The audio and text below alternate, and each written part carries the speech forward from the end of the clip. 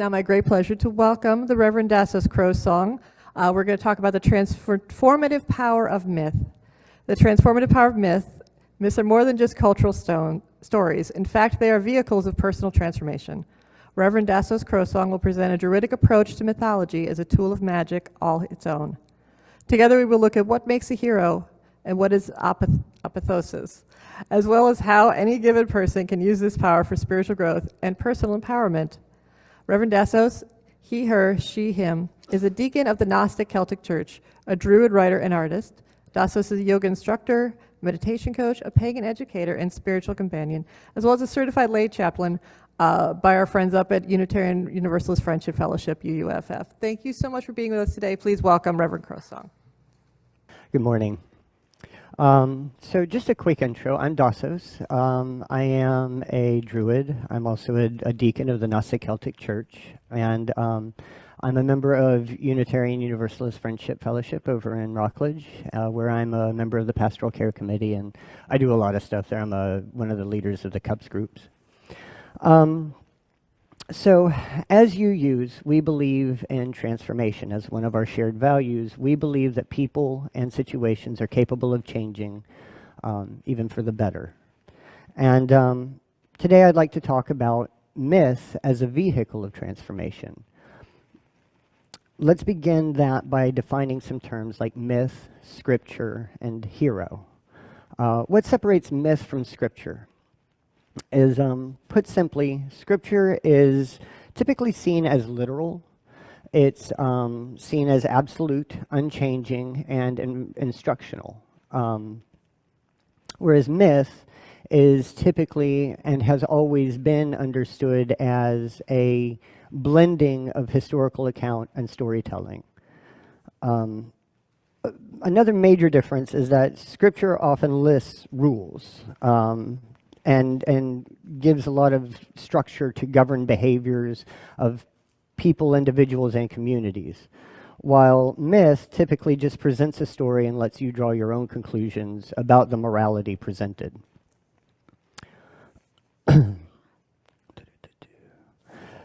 So, to make it somewhat relevant to the mainstream, the Old Testament of the Bible is the Hebrew Tanakh. And it is a blend of scripture and myth. You have the Leviticus, which has just rules for priests, but you also have things like Exodus, which is a very elaborate myth of the Israelites' time and Exodus from Egypt. And that has always been understood by the Jewish people to be mythological, whereas in the context of the Holy Bible of the Christian faith, it is largely understood to be absolute scripture. Not universal among Christians. There are some people who view the Bible as mythology. But let's think about the power of myth. Even if you don't follow the Bible, let's do a little experiment here. I want everyone to silently consider, why do people wear clothes? So, even if you're not currently thinking about a garden and a snake and an apple, you're probably thinking about things like modesty, maybe even shame around nudity. And that is the power of myth, because archaeologically and anthropologically speaking, that's not the case. There are three primary motivators that led us to design clothing. The first driver was comfort. The fact is, we started moving away from the equator and we got cold, so we decided to do something about it. The second primary motivator for clothing is to send messages. And this is where it gets really interesting, because the first garment typically worn by females about 25,000 years ago had nothing to do with modesty. The string skirt actually pretty much showed off all of the goods, and it sent a very important social message. It said, I'm old enough and skilled enough to weave, and I'm displaying this because I'm available. And so there was no modesty there. And then the third final motivator for developing clothing was occupational.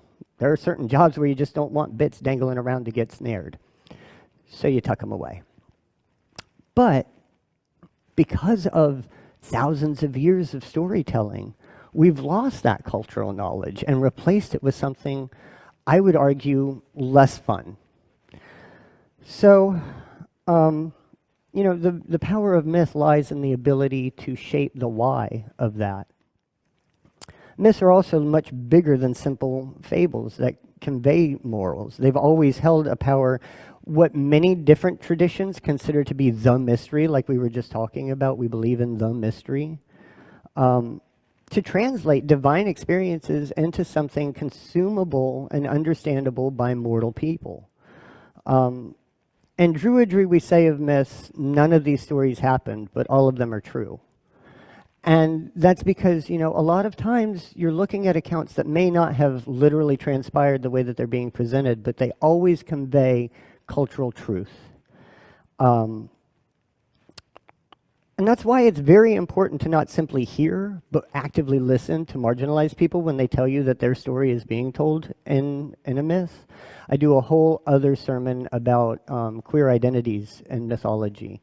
And it's there. There are powerful women. There are queer people, and there are disabled heroes in our myths. And they're waiting to be acknowledged and recognized, but a lot of times whenever marginalized people say, hey, this is my story, the mainstream is like, no, you don't even know what you're talking about. You don't get the context here. And it's like, well, actually, you're the one lacking the context. These elements of inclusion matter because they show us that our grandparents' greatest grandparents actually did have a place and a way of understanding those that were different and a way of making place for them in their societies. But why is myth transformative? Let's get into that by defining our final vocabulary word. What is a hero? And what good is a hero? A lot of times you hear kill your heroes, right? And a lot of times in the modern world, we kind of want perfection from our heroes. We want them to be these like paragons of moral behavior. But classically understood, heroes weren't. They weren't even like always well-behaved. They were simply people who went through some extraordinary experience and translated something divine into something experienceable by mortals. They sometimes even literally became seen as divine. Heracles, Theseus, Jesus, Taliesin, and all 5 of the Pandava brothers are all examples of figures who had named mortal fathers in their stories, but then through heroic deeds or some great action came to be seen as children of divine forms instead. Many of these figures are even shown to have deep personal flaws. Heracles was given to bouts of mania, probably stemming from PTSD, and Theseus was a serial killer and a sex pest. I mean, he was seen as a serial killer and a sex pest even in classical times. A lot of people think that the motivation for the Trojan War started with Paris, but it actually stems from Theseus kidnapping Helen when she was a child. That's where the whole pact that everybody had to go to war came from. He was a creep. But because he did certain things for Athens, they saw him as their hero, their cultural thing. Their heroism doesn't stem from being paragons of morality, but their ability to overcome extreme hardships and bring otherworldly fame or wealth or boons to their community. In my early Druidry training, this was really hammered into my head by, with exhaustive detail, using the story of Caradwyn and the Cauldron of Inspiration. This myth focuses on a queen who has a cursed son. A very blessed daughter, but a very cursed son. And she sets out to brew a potion to give him a blessing. She employs a man and a young boy to brew this potion for her. And either through clumsiness or through cunning, the young boy ends up consuming the potion and absorbing that blessing that was meant for the son. Now he becomes the central figure of the myth. And he and Caradwyn go back and forth. They battle for a while. He comes out of it okay. And now he is seen as Taliesin born of a divine force, no longer the little boy that he was in the beginning of the story. He goes on to become the greatest bard of all time and founds many lineages of Druidry, including 2 of the orders that I belong to, consider him to be their ideal bard figure. So in my training, I was encouraged to go through this myth multiple times and take each character in the myth and consider them the hero and look at their personal motives and their reasons and why do they feel like they're doing the right thing in the story as they're experiencing it. And that is a powerful form of transformation in its own right, is just the ability to consider the perspective of another person, even somebody you want to think of as bad, and to extend to their humanity.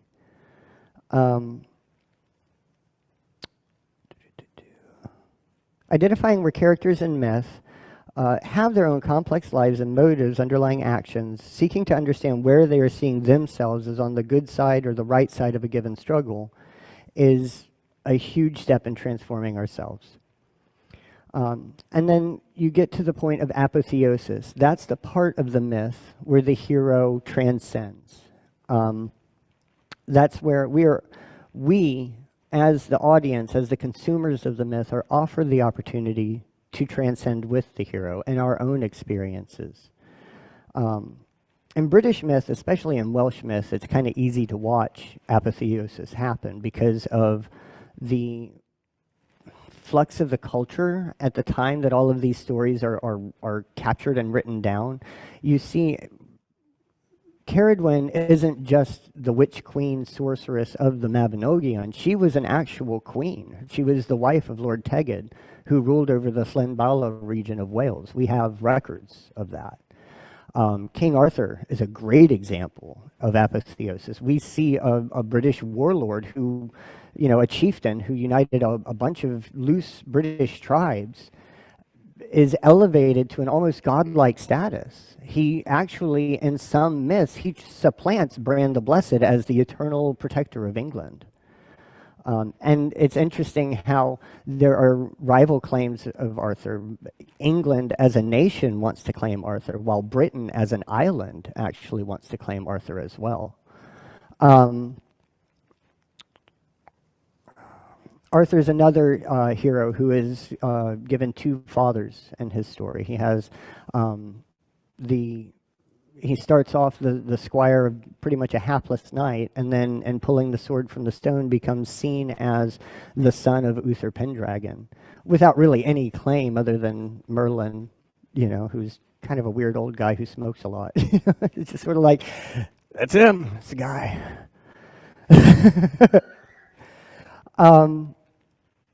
The idea is that the hero can do that amazing thing, can overcome that obstacle, can attain that apotheosis.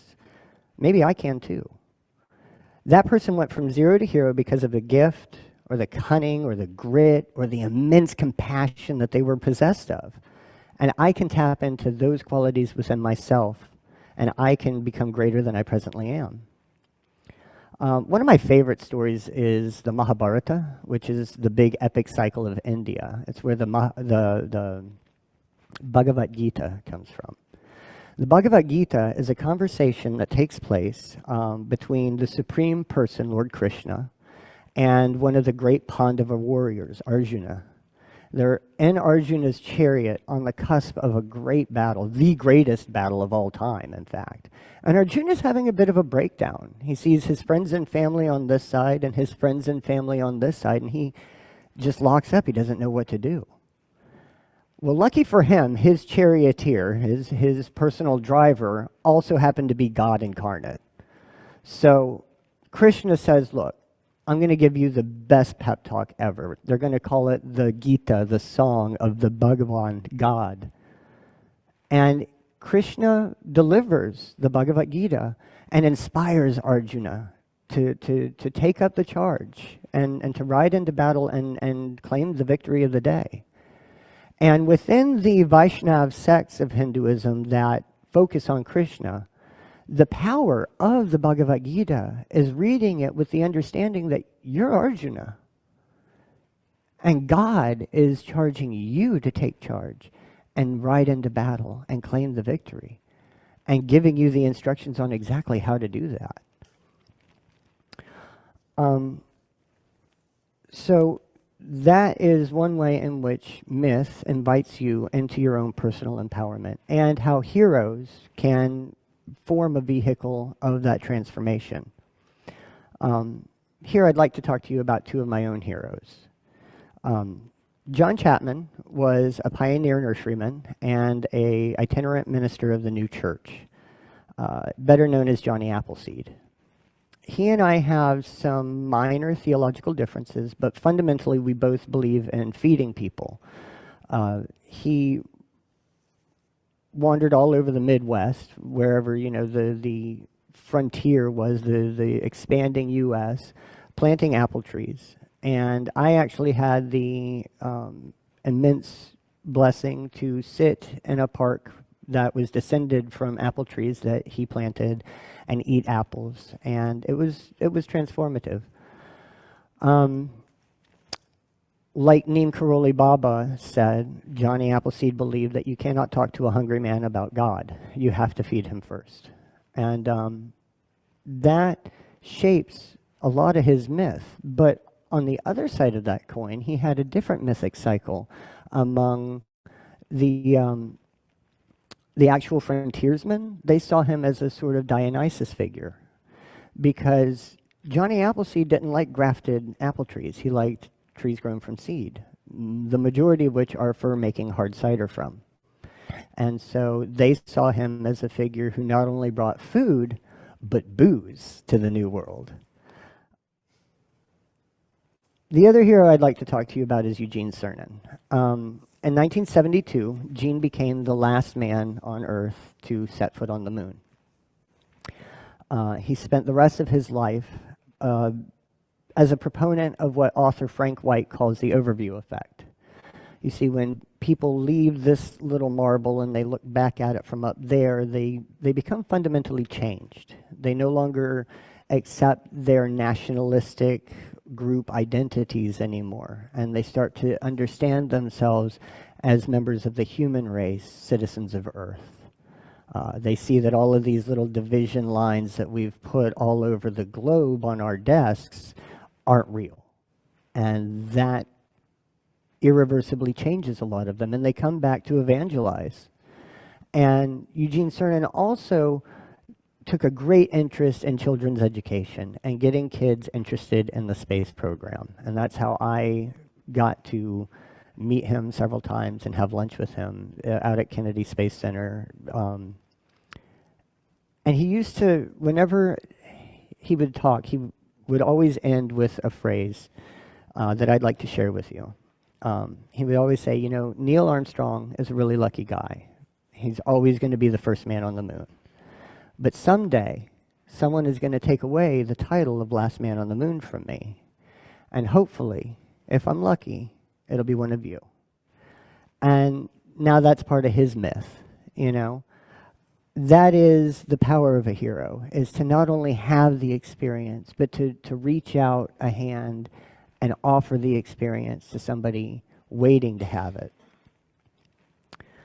Myth is all around us. It's everywhere. It's constantly being consumed, from the intentional fictions that we enjoy, like the Star Wars saga or Game of Thrones, to the propaganda and the political narratives that we consume. Nothing in today's world is presented without bias or agenda, and that's okay. But it's also important to realize that every story we consume has a part of the storyteller in it. I think one of the biggest disservices done to students in academia right now is presenting persuasive writing and narrative writing as though they are always separate things. We teach kids to recognize which is this, but we don't let them really have secure footing in the fact that it's all persuasive writing, you know, even when it pretends not to be. Our relationship with myth is interactive. Myths both reflect our values, but they also help to shape and inform our values. And that is a power in itself. This can be illustrated by a few studies that have been done that show that consuming news with a strong political bias does fundamentally change our worldview, and that shift begins within just a couple weeks. Sometimes it's a good idea to stop and examine the mythology that we ascribe to and what values it reflects. Heroes can be chosen and they can be changed, and that's powerful to understand that you've grown and changed and come to a point where you understand the same story differently. Our own perspectives are open and malleable, and that is power.